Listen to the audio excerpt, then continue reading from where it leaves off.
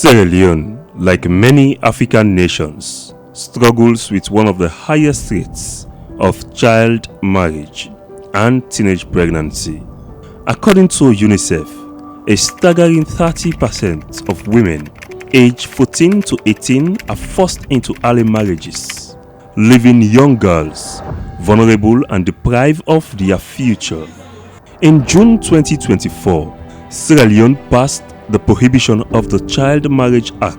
It set the legal age of marriage at 18 with no exception, bringing hope to girls across the country. All those in favor say aye. Aye. Those against say nay. The ayes have it. The Act has 7 key parts. It punishes offenders, including parents and those who officiate child marriages, with up to 15 years in prison or fines of not less than 50,000 or both. Honorable Mariama Zombo, who is the Deputy Chairperson for the Environment and Climate Change Committee in the 6th Parliament, played a very instrumental role in laying a private member bill that now bans child marriage in Sierra Leone after decades. I worked together with the First Lady, parliamentarians, the Legislative Committee, and generally stakeholders on this bill. I was determined that it will pass. Prohibition does not only mean stopping the marriage, but stopping the conduction of that marriage, stopping attendance of that marriage, stopping the promotion, the aiding and abetting of that marriage, stopping consent. The issue of cohabitation, which is as described in the Act, is having sexual relations and living with a child. It's also a no-go area. One should not cohabit with a child. One should not promote cohabitation. One should not aid and abet cohabitation in that law.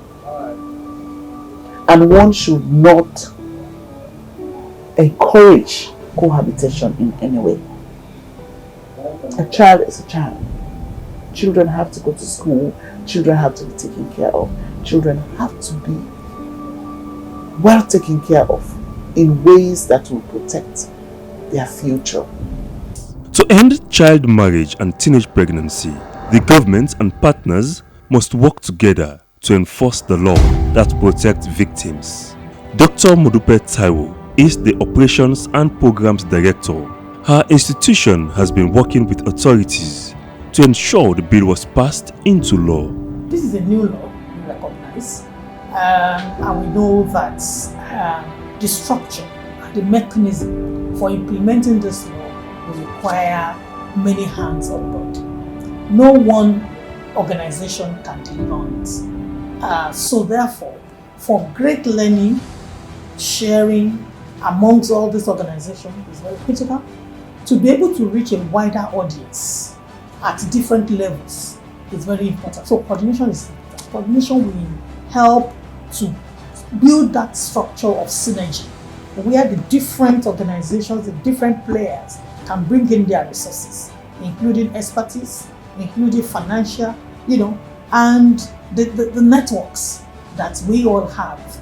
And so when we come together and work, we can learn from each other, we can build synergy, we can pull resources together, and we can reach a wider audience. And then, of course, people will learn from that process. So really, coordination is very critical, and that's really encouraged.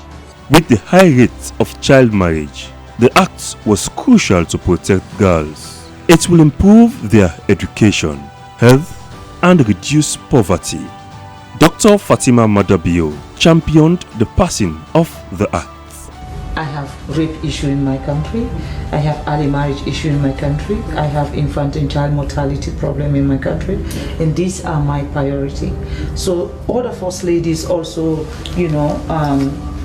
say the same thing. And then that's when we now decided at that meeting that we were going to change the name from African First Ladies for AIDS to African First Ladies for Development. That they were equal campaign.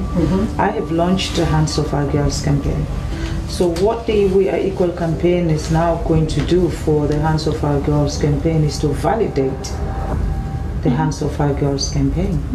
Because the Hands of Our Girls have been here for the last 6 years. We have campaigned on all the issues that we're equal are campaigning against. And we are not campaigning alone, we are implementing. We have in the last 6 years managed to change so many laws and policies on children's rights. We have managed to get the GIWI bill, where now 30% of women are in parliament. We have a little over 30% are in cabinet. We have women leading institutions. We have women MDAs. We have women heading different parastatals in the country. You know, and today we have more girls in school. We can boastfully say we retain more girls. Up to 89% of girls are in school.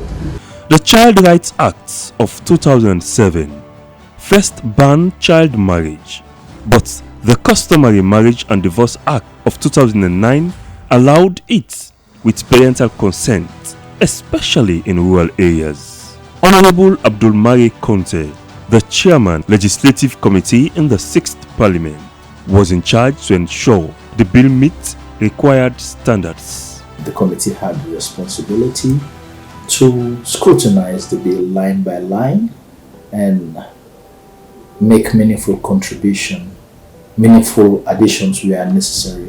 Because remember, it was a private member's bill. It's not a government bill, a private member's bill, and the process started with, of course, the honorable member from Pujong district that championed the bill, and of course the bill went through the relevant processes, went through the first reading and introduction, second reading, then of course committed to the legislative committee. So that's what we did, and at the end of the day we were able to come up with a law that criminalizes child marriage. Advocacy is key in tackling issues like child marriage.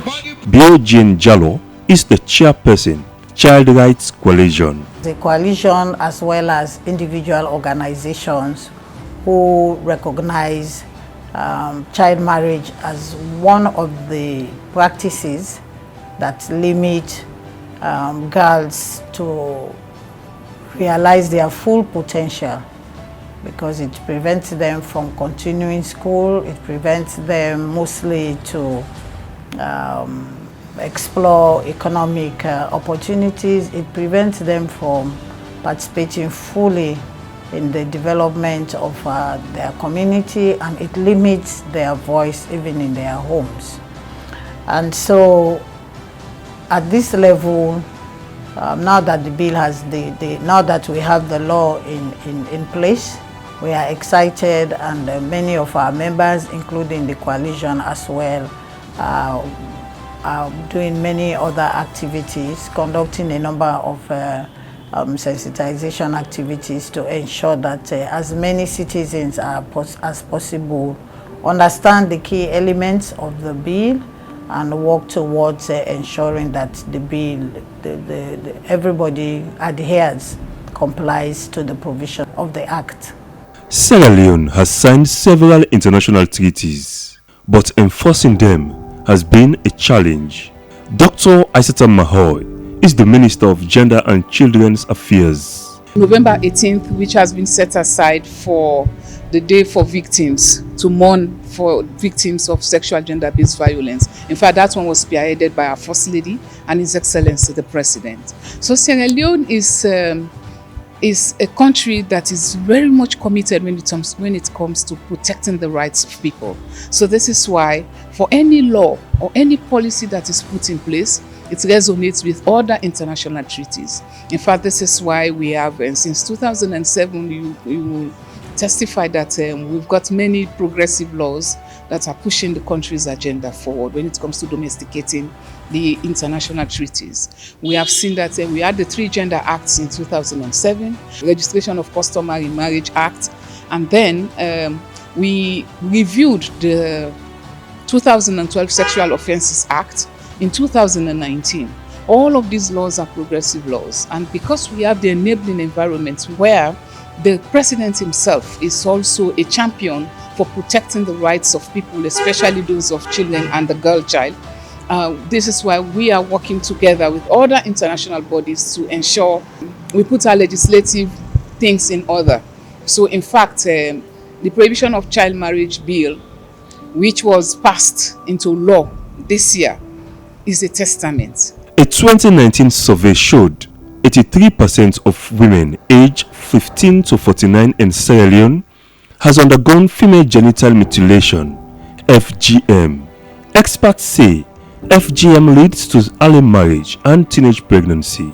Reverend Dr. Lucian Ganda is not only a media practitioner but also works with child rights protection organization Safe Hands for Girls to give voice to victims of FGM and help educate the public on the dangers of practicing FGM before the age of consent. What happens is that the child is open now to men, specifically in those village areas, the tropical areas.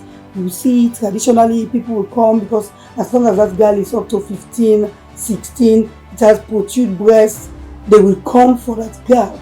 And at the end of the day, what comes out is early marriage. What comes out is teenage pregnancy. Even the marriage is even better because at least there will be somebody that will be taking care to some extent anyway.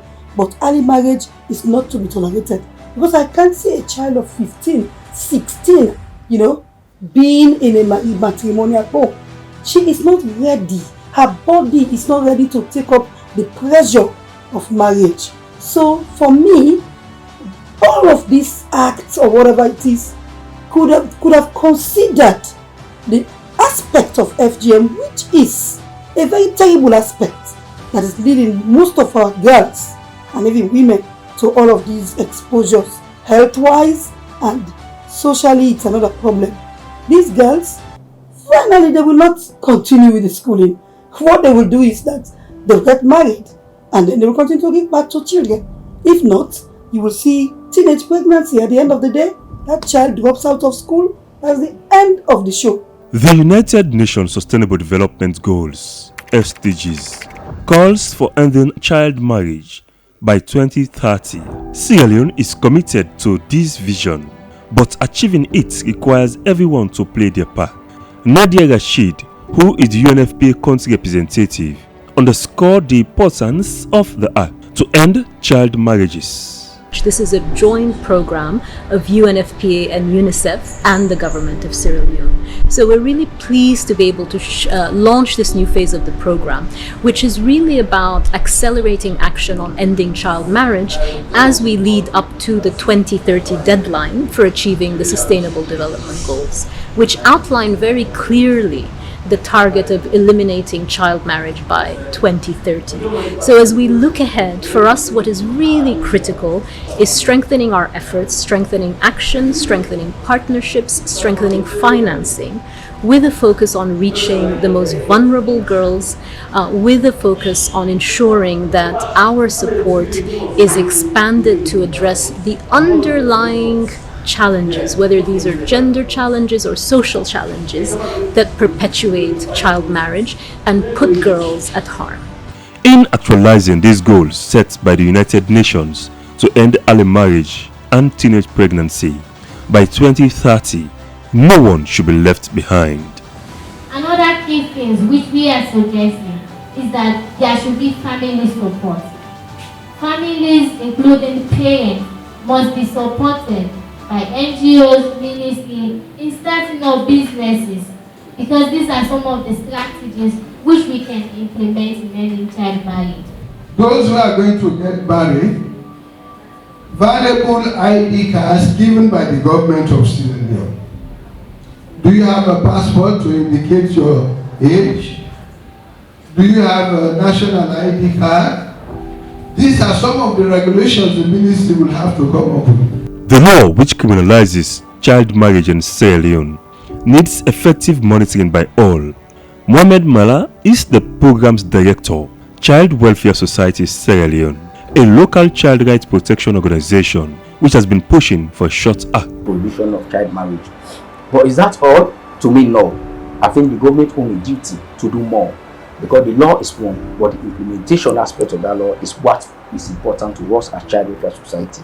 You rightly stated, we still have data coming up, but as a civil society organization working in seeing that community is safer for girls, especially, we own a duty to monitor the full implementation of this law, and that is what we are doing. So what we've realized is that the law make a lot of provisions in seeing that community is safer, especially one that prohibits child marriage. But we want to see the structures, we want to see the mechanism, the variables. For instance, Section 22 clearly outlined that the ministry own the duty to put a lot of things in place.